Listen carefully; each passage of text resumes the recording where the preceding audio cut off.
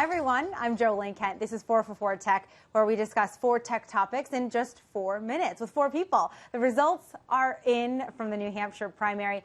The race is far from over, I hate to tell you. In fact, there are still so many candidates in the race. Why not add just one more? Well, fans of IBM Watson, the supercomputer that beat Jeopardy in 2011, are suggesting it run for president. Is this a good idea, Xavier? It could be a good idea. So Watson, the supercomputer by IBM, we've called on it for medical research. We've called on it for Jeopardy. I think it's DJing a party soon in North Carolina. It can cook. It can cook for you. Yeah. Now fans want it to run for president, and it stands for, free college tuition. It stands for single-payer national health care, and it stands for recreational drug use. So we may, and legalized, we may see Watson 2016. All right, so this is a candidate that is a little bit more to the left. Jen Booten, would you support a supercomputer regardless of party? He beat in Jeopardy, he will beat Trump. I think I think that Watson is an incredibly smart computer, and IBM keeps making it smarter with machine learning capabilities. And I think that, yeah, perhaps in reality I wouldn't want him leading our country, but it's fun to poke fun at it. So, James, do we need some artificial intelligence in this race? Is that what I'm hearing here? It would shake things up a bit. You know, Watson's brilliant, brilliant at answering questions in natural language. So what's it going to be like in a debate? Will it fend off Chris Christie? I would suspect love that it would, you know? Would it go past the buzzer? We just went past the buzzer.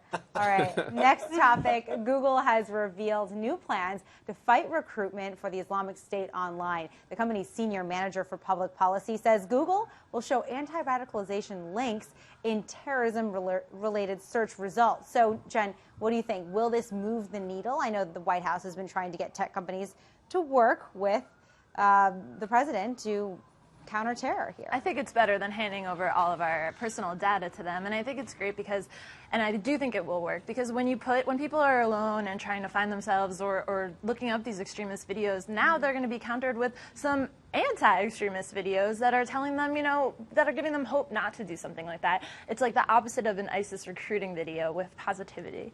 James, what do you think? I think it's good. I mean, it's getting out there kind of before the problem becomes too great. We saw how Twitter had to take down 125,000 ISIS or terrorist-related, often ISIS-related links. So, but if people can get this message, this anti-radicalization message across kind of at the recruitment stage, I think it's brilliant. It's a really smart move. Xavier, though, if you're out, looking for content that fits your set of beliefs, why would you click on something that is saying the opposite? It's a good question. I think it's not so much the clicking, just more like, the visibility of it all. There are a lot of people nowadays who don't really watch the news but are on the internet all the time. But I think it'll be interesting seeing, this situation is very black and white, ISIS, bad. But in more grayer areas, it'll be interesting to see if Google uses the same technology to get out their message in other ways.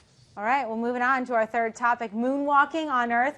It's about to happen. A new shoe on crowdfunding site Indiegogo claims it can recreate the experience of what it feels like to walk on the moon. So far, the creators have raised $160 grand to make them. This MoonWalker would cost $129 a pair. James, how does this work? Because I already want a pair. So sets of shoes with 2 sets of magnets in them, creating a repellent force. This repellent force apparently is going to kind of recreate the lunar gravity environment. And yes, you will wander around like that. $129, it could actually be higher, the retail price. For that type of money, I would want a shoe that makes me moonwalk like Michael Jackson, though. I've got to be honest. Yeah, well, he is still my favorite Super Bowl act. And with the magnets, though, Jen, that would create a little bit of an uneven tension as you're walking. Would you wear them?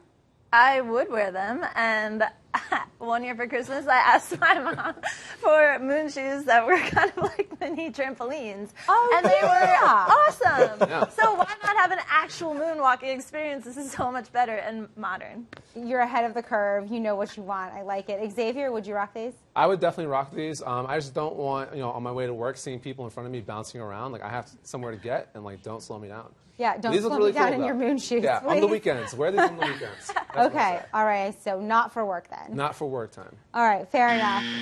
Perfect timing. People are giving Apple CEO Tim Cook a hard time on Twitter. This lucky guy having a great time at the Super Bowl. He goes on the field after the big win and posts this picture, presumably with his iPhone 6. You notice? It's a little blurry. Maybe it looks like your mom took it. And the internet went nuts. The head of Apple was basically shamed into taking it down. And then he posts this nicer looking photo here Beautifully composed, super clear, nice perspective. Also doesn't look like he took that from the field, by the way. So, Jen, a bad photo can happen to all of us. Tim Cook, unfair or fair here? I think it's fair. You're the CEO of the biggest consumer technology company in the world, and you tout how great your cameras are on this iPhone. Come on, you have to do a little bit better. I do understand that there was probably a lot of excitement. He clearly took it right when the Broncos won, and he was trying to be nice.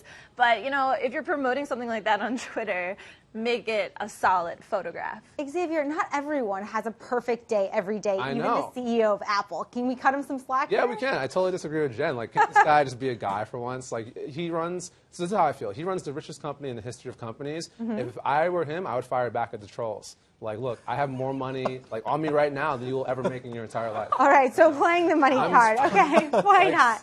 James, what would you say if you were Tim Cook? He is human, but, you know, it's Apple. It's recreated how we perceive cameras thanks to the iPhone. So kind of, it's like Da Vinci isn't going to do like a stick drawing and be like, oh, this is really cool. You know? Or at least he expect wouldn't more. post them. He wouldn't post it. No, we expect more from him. All right, guys, thank you all for being here today. It was really fun, as always. Now you know what we think. What about what you think? Use the hashtag 4for4Tech and join the conversation. Till next time, I'm Jolene Kent. Thanks for joining us.